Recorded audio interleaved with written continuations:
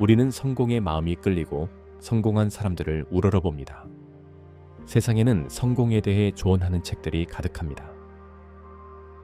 그러나 역설의 대가로 불리며 많은 이들에게 감화를 주었던 영국 작가 G.K. 체스터턴은 성공이라는 개념과 성공에 관한 책들에 있는 허상을 꼬집습니다. 그는 성공이라는 것은 없다, 혹은 성공적이지 않은 것은 없다 라고 말하며 이야기를 시작합니다. 다음은 체스터턴의 이 에세이를 생략 없이 그대로 번역한 것입니다. 지금부터 그의 통찰을 들려드리겠습니다.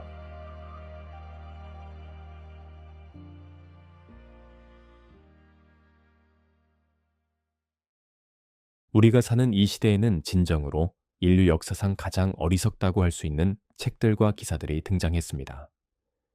이 책들은 기사도 이야기 중 가장 터무니없는 것보다 훨씬 더 터무니없고 가장 지루한 종교 소책자보다 훨씬 더 지루합니다.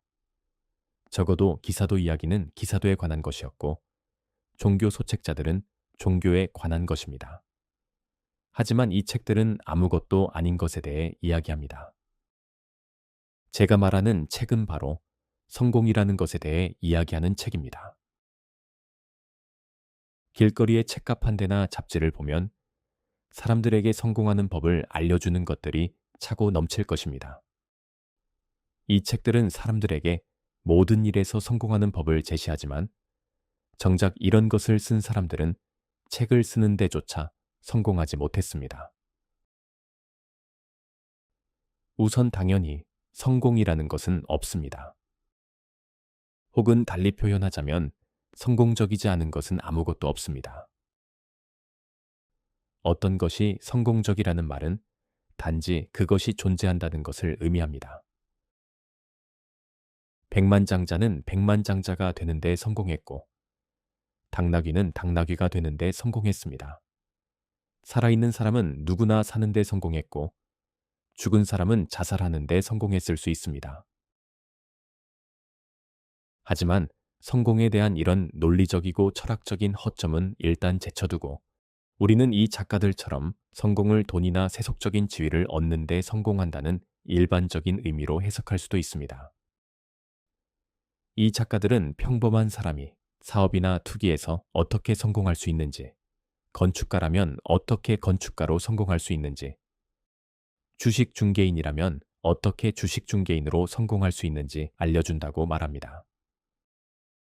식료품점 주인이라면 어떻게 요트를 타는 스포츠맨이 될 수 있는지, 삼류 기자라면 어떻게 귀족이 될 수 있는지, 독일계 유대인이라면 어떻게 앵글로색슨인이 될 수 있는지 알려준다고 말합니다. 이것은 구체적이고 실용적인 제안인데 저는 이런 책을 사는 사람이 있다면 그에게는 환불을 요구할 권리가 법적으로는 아니더라도 도덕적으로 있다고 생각합니다. 전기에 대해 아무것도 말하지 않는 전기책을 감히 출판할 사람은 없을 것입니다. 식물의 어느 쪽 끝이 땅에서 자라는지 작가가 모르는 것 같은 식물학 기사를 감히 출판할 사람도 없을 것입니다. 그러나 우리가 사는 이 시대에는 정말 아무런 아이디어도 없고 언어적 의미도 거의 없는 성공에 관한 책, 성공한 사람들에 관한 책으로 가득 차 있습니다. 벽돌 쌓기나 책 쓰기와 같이 적절한 직업을 가진 사람이 세속적인 의미에서 성공하는 방법은 분명 두 가지뿐입니다. 하나는 훌륭하게 일을 해내는 것이고 다른 하나는 속임수를 쓰는 것입니다. 둘 다 너무 간단해서 책으로 써서 설명할 필요가 없죠. 높이 뛰기를 한다면 남보다 더 높이 뛰거나 어떻게든 그렇게 한 척을 해야 합니다. 카드 게임에서 성공하고 싶다면 훌륭한 플레이어가 되거나 속임수 카드를 사용해야 합니다. 그래서 여러분은 높이 뛰기에 관한 책이 필요할 수도 있고 카드 게임에 관한 책이 필요할 수도 있고 아니면 카드 게임에서 속이는 법에 관한 책이 필요할 수도 있습니다. 하지만 성공에 관한 책은 필요하지 않습니다. 특히 지금 서점에 수백 권씩 널려 있는 것과 같은 성공에 관한 책은 필요하지 않습니다.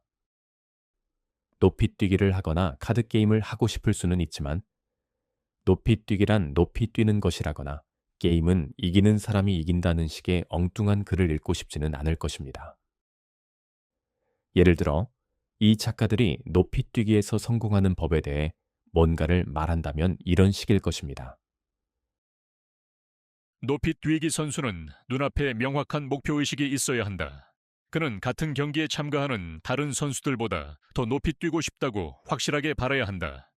저 지긋지긋한 제국주의 반대자들처럼 나약한 동정심을 가져 최선을 다하지 못해서는 안 된다. 그는 높이 뛰기 경쟁이 명백히 경쟁적이며 다윈이 훌륭하게 증명했듯이 약자는 도태된다는 것을 기억해야 한다. 이것이 바로 그 책이 말할 내용이며 막 높이 뛰기를 하려는 젊은이에게 낮고 긴장된 목소리로 읽어준다면 의심할 여지 없이 매우 유용하긴 할 것입니다. 또는 성공 철학자가 이렇게 저렇게 두서없이 생각하다가 우리의 또 다른 사례인 카드게임을 떠올렸다고 가정해 봅시다. 그는 고무적인 어조로 이렇게 조언할 것입니다. 카드게임을 할 때 감상적인 인도주의자와 자유무역주의자들이 흔히 저지르는 실수를 피해야 한다. 즉, 상대방이 게임에서 이기도록 허용하는 실수를 반드시 피해야 한다. 당신은 용기와 결단력을 갖고 적극적으로 이기려고 해야 한다. 이상주의와 미신의 시대는 끝났다. 우리는 과학과 냉철한 상식의 시대에 살고 있으며 두 사람이 게임을 할 때 한 사람이 이기지 않으면 다른 사람이 이긴다는 것이 이제 확실히 증명되었다.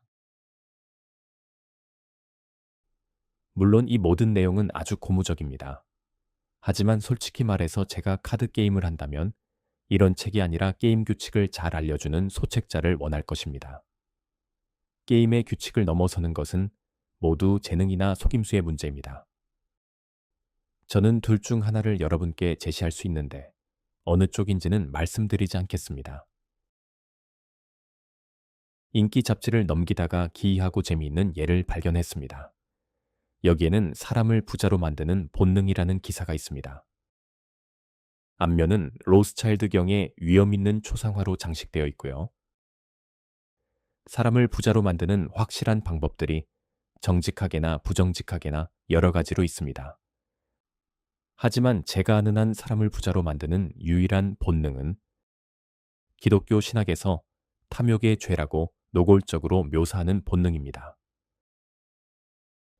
그런데 이 얘기는 현재 논점에서 벗어나네요.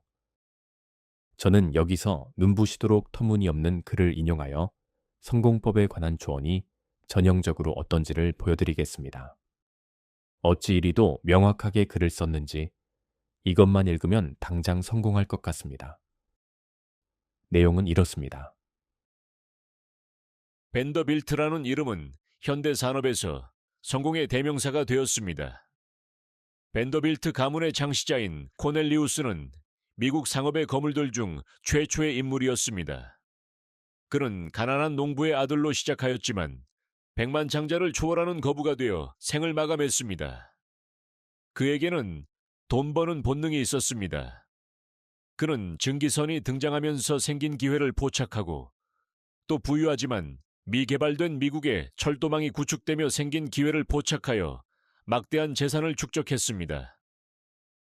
물론 지금 우리가 이 위대한 철도왕의 발자취를 그대로 따라갈 수는 없습니다. 그에게 주어진 기회들이 그대로 똑같이 우리에게 주어지지는 않습니다. 시대가 바뀌었기 때문입니다. 하지만 그렇다고 해도 우리는 자신의 현재 상황에서 그의 일반적인 방법을 따를 수 있습니다. 우리는 자신에게 주어진 기회들을 붙잡을 수 있고 그러면 부를 얻을 가능성이 충분히 있습니다.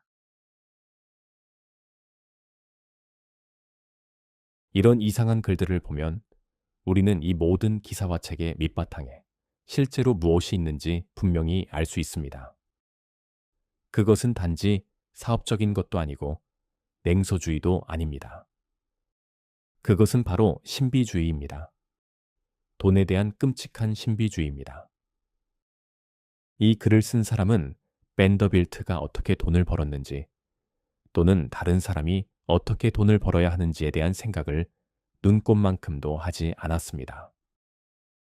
그는 비록 어떤 방안을 제시하며 글을 맺지만 그것은 벤더빌트와는 아무런 관련이 없습니다. 그는 단지 백만장자의 신비 앞에 엎드리고 싶었을 뿐입니다. 우리가 무언가를 진정으로 숭배할 때 그것의 명료함뿐만 아니라 모호함도 사랑하기 때문입니다. 우리는 그것이 보이지 않는다는 사실 자체에서 기쁨을 느낍니다. 예를 들어, 사랑에 빠진 남자는 여자의 이해하기 어려운 면모에서도 특별한 즐거움을 느낍니다. 마찬가지로 신앙심이 깊은 시인은 창조주를 찬양하면서 하나님이 신비로운 방식으로 일하신다고 말하기를 기뻐합니다. 제가 조금 전 인용한 글을 쓴 작가는 신과 아무 관련이 없는 것 같고 현실 감각이 많이 떨어지는 것으로 보아 여자와 진정으로 사랑에 빠진 적도 없을 것 같습니다. 하지만 그는 자신이 숭배하는 것, 즉 벤더빌트는 바로 이 신비로운 방식으로 대합니다. 그는 실로 신으로 삼고 있는 벤더빌트가 자신에게 비밀을 숨기고 있다는 사실에 희열을 느낍니다. 그리고 자신이 모르는 그 끔찍한 비밀을 대중에게 말하는 척하면서 그의 영혼은 뒤틀린 기쁨과 황홀경으로 가득 차게 됩니다. 사람을 부자로 만드는 본능에 대해 이 작가는 다음과 같이 말합니다. 옛날 사람들은 이 본능을 완전히 이해했습니다. 그리스인들은 이것을 황금손 미다스 왕의 이야기에 담았습니다. 미다스 왕은 손대는 모든 것을 금으로 바꾸는 사람이었습니다. 그는 부를 쌓으며 성공적인 인생을 살았습니다. 그는 만나는 모든 것을 귀금속으로 만들어냈습니다. 빅토리아 시대의 현자들은 이것이 어리석은 전설이라고 말했습니다. 하지만 오늘날 우리는 이것이 진실이라고 말합니다. 우리는 모두 이런 사람들을 알고 있습니다.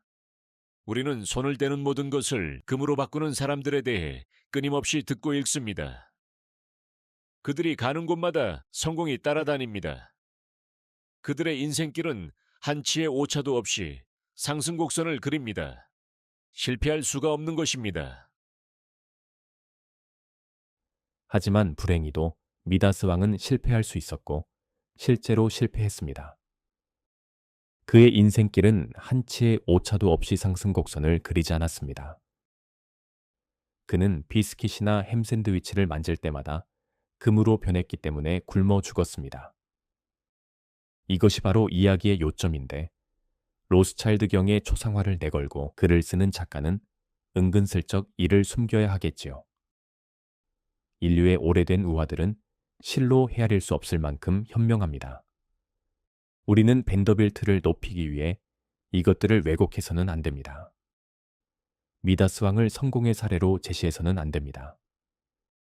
그는 아주 고통스럽게 실패한 인물이었습니다. 또한 그는 당나귀 귀를 가지고 있었는데 대부분의 저명하고 부유한 사람들과 마찬가지로 그 사실을 숨기려고 애썼습니다. 제 기억이 맞다면 이 기이한 비밀을 알고 함구해야 했던 사람은 바로 그의 이발사였습니다. 이발사는 수단과 방법을 가리지 않고 성공하려는 사람들처럼 미다스 왕을 협박하는 대신 이 재미있는 사회 스캔들을 갈대들에게 속삭였고 갈대들은 몹시 즐거워했습니다. 갈대들도 바람을 맞으면서 이리저리 움직일 때 이 스캔들을 속삭였다고 합니다. 저는 로스차일드 경의 초상화를 경건하게 바라봅니다.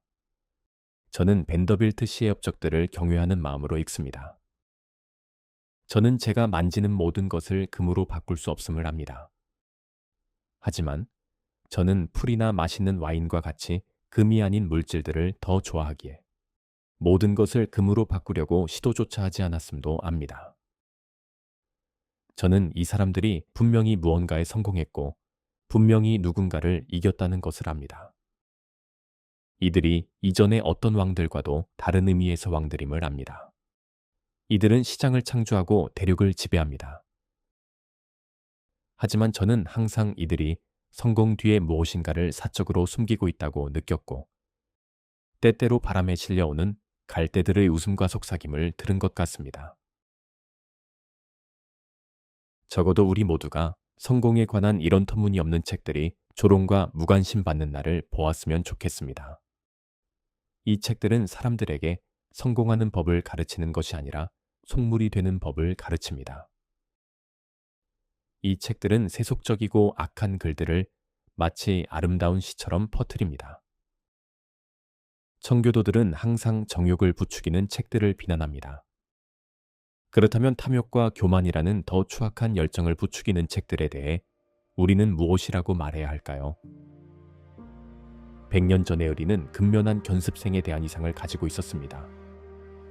소년들은 검소하게 살면서 열심히 일하면 모두 시장이 될 것이라는 말을 들었습니다.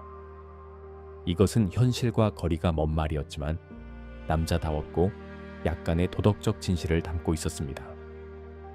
우리 사회에서 절제는 가난한 사람이 부자가 되는 데 도움이 되지는 않겠지만 스스로 떳떳한 태도를 갖는 데는 도움이 될 수 있습니다. 열심히 일한다고 부자가 되지는 않겠지만 좋은 일꾼이 될 수는 있습니다. 근면한 견습생은 정말 부분적인 미덕으로 성공했지만 어쨌든 미덕으로 성공하기는 했습니다. 하지만 오늘날의 근면한 견습생, 즉 자기 미덕이 아니라 공공연한 악덕으로 성공하는 견습생에게 전해지는 성공 복음에 대해 우리는 무엇이라고 말해야 할까요?